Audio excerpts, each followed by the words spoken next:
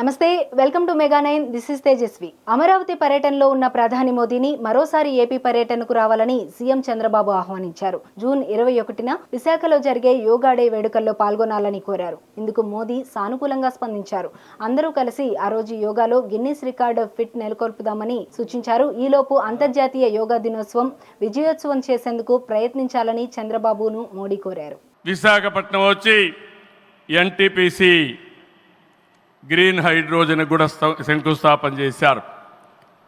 నా ఇవన్నీ చేసినప్పుడు ఇవన్నీ సాధ్యమేనాయంటే డబల్ ఇంజన్ సర్కారు వల్ల, కేంద్ర ప్రభుత్వ సహకారం వల్ల సాధ్యమయ్యాయని మరొకసారి మీ అందరికీ విజ్ఞప్తి చేస్తున్నాను. ప్రధానమంత్రి గారు ఎప్పుడు కూడా అభివృద్ధి వైపు ఉంటాడు. దేశాన్ని ముందుకు నడిపించాలి. ఎంత తొందరగా నడిపిస్తే అంత మంచి జరుగుతున్న కోరుకునే వ్యక్తి. వారి ఆశీస్సులతో ముందుకు పోతాం. తొందరలోనే మళ్ళీ ఒకసారి రమ్మని వారిని కోరుకుంటున్నా. వస్తాను కూడా హామీ ఇచ్చారు.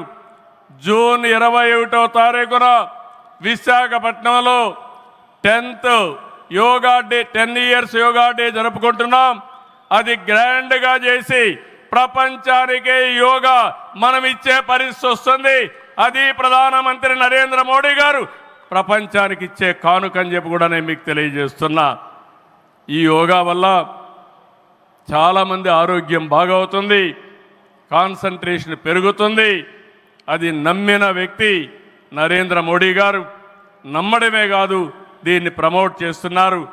మళ్ళీ తొందరలో వారు వస్తున్నారు.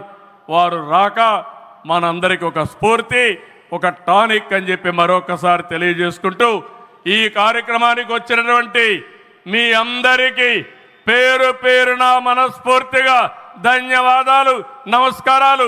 జై హింద్.